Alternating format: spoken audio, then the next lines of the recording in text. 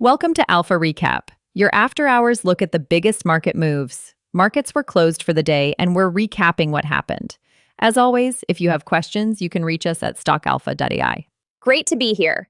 We had a day that really showed the two faces of this market: concentrated headline shocks in small caps and a tentative, cautious lift in a big-name growth stock. Lots to unpack. Let's hit the top headlines first. The biggest single move came from HIMS and HERS, which plunged about 16% after it said it would stop offering a compounded pill version of a Wegovy competitor because of regulator scrutiny. Yeah, that was the sharpest, most concentrated reaction. When a company that depends on a particular product pulls that product, investors reprice fast. We also saw flows move into industry incumbents. Novo Nordisk ADRs finished the day up as investors favored the big, regulatory-proven franchise. Meanwhile, Tesla finished the day modestly higher after a better-than-expected fourth quarter back in January. That small bounce on February 9th was described by some analysts as a possible bottom, not a confirmed reversal. Exactly. It's the kind of bounce you call constructive but fragile. An earnings beat matters, but for a narrative name like Tesla, that beat has to come with convincing guidance and follow through to flip sentiment. On the macro front, futures had drifted lower into the close, and the market felt a bit narrow. Winners in chips and staples, but not broad enough to lift the whole tape. The January jobs report was front and center as the dominant near-term catalyst. Right. Alpha's checklist highlighted three things that could calm markets: the payrolls print, accelerating robotics activity, and the HIMS pullback as a way for headline risk to normalize. When traders fixate on one macro release, anything that deviates can blow volatility up or down. Before we get deeper, let's clarify a couple of things for listeners. When we say compounded pills, we mean formulations pharmacists put together that aren't the original manufacturer product, and that sits in a regulatory gray area. That uncertainty is what spooked investors in HIMS. Good call out. If regulators step in on compounds, it's not just lost revenue. It can mean legal costs, tougher insurer relationships, and reputational damage. For a small cap whose valuation depends on that product, the hit can be dramatic. Another item that punctuated the day was a cluster of Form 8K filings from a range of companies: Cleveland Cliffs, Kyndryl, Pagaya, Ouster, Willis Lease, Covenant Logistics. That kind of flurry often signals governance or operational updates. And not all 8Ks are equal. You can have routine disclosures, but items like changes in officers or directors, that's item 5.02, or Regulation FD notes, item 7.01, can matter a lot. Often the exhibits attached to item 2.02 or 9.01 contain the real detail. Let's pause there and explain those items in plain English, because parsing an 8K can feel like reading legalese. Item 2.02 often includes a company's results of operations or early operational details. Item 5.02 is officers or directors changing.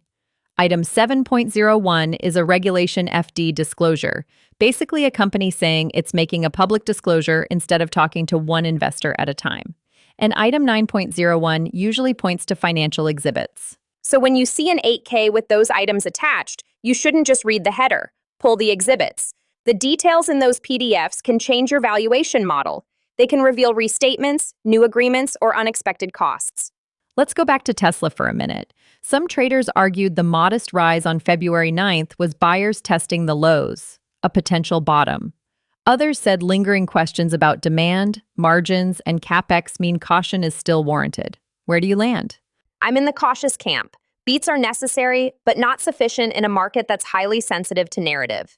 Tesla has to show sustained demand and credible forward commentary to break out of that languishing pattern. Without that, it's a small lift, not a trend change. Fair. I'd add that market structure matters too. With systematic funds and options positioning, a lot of the short-term moves are about liquidity and narrative, not just unit economics. Absolutely. And that ties into the bigger disagreement in the market right now. Will the January jobs report calm markets or ignite more volatility? Alpha's note implied a benign payrolls print could compress volatility, but skeptics say expectations are already priced in and any deviation could be amplified. So for listeners who trade around macro events, what are the practical steps? Alpha suggested sizing exposures carefully into payrolls, using hedges like index put spreads or collars. Thoughts? That's sound. Reduce gross exposure if you're worried, or buy protection that limits downside without killing upside. For directional traders who want to stay active, options let you express views with defined risk. And for event-driven players, parsing 8Ks is critical. Those filings can open or close windows quickly. We should also talk about sector leadership. Today's movers included chip names like Micron, ST Microelectronics, and Nvidia, plus retailers and staples like Kroger. But futures drifted lower, so it felt like pocketed leadership rather than a broad rotation. Yeah, that mix tells you the rally still has internal sorting.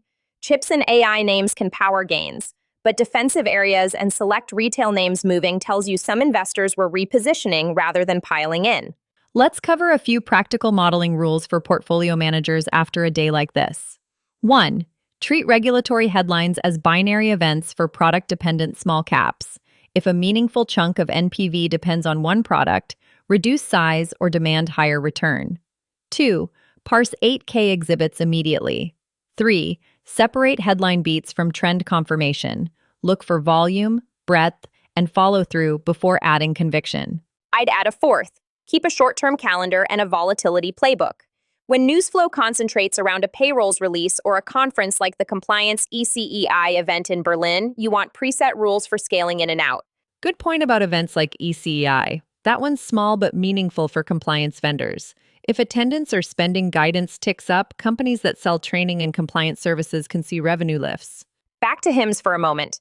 The compounded pill issue is a reminder of the regulatory tail risk in telehealth and microcap healthcare.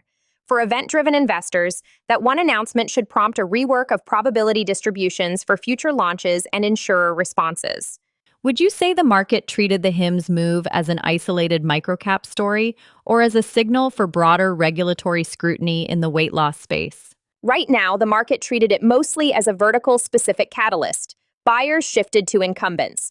But if regulators keep focusing on compounding and telehealth distribution models, that could become a broader theme that forces revaluation across smaller entrants. Let's close with tailored takeaways for different investor types, quick and actionable. For long-term fundamental investors, stay selective and distinguish durable franchises from execution-dependent small caps. Use filings to reassess cash flow scenarios rather than reacting to every headline move. For event-driven and activist managers, 8Ks and governance updates are your hunting ground. Watch exhibits and proxy filings closely. Management turnover can be an entry point. For traders and short-term allocators, volatility was elevated ahead of the payrolls release, so consider reduced gross exposure or defined risk option structures. Single headlines can blow up low liquidity names. For sector and quant allocators, add a regulatory risk overlay to momentum screens. Factor models that ignore headline shock risk can misprice short-term downside. And for compliance and event vendors, watch attendance and guidance around conferences like ECEI.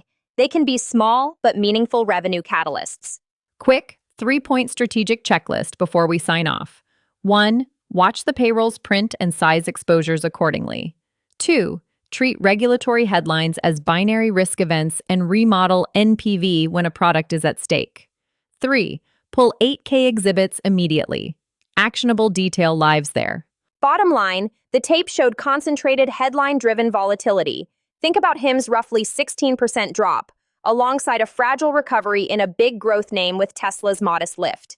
Be pragmatic. Prioritize filings and size for binary outcomes. That's our recap. If you have questions about anything we covered today, head to stockalpha.ai where you can ask us directly and we'll answer live. For more market analysis and insights, visit stockalpha.ai. Thanks for listening, and we'll see you next time on Alpha Recap.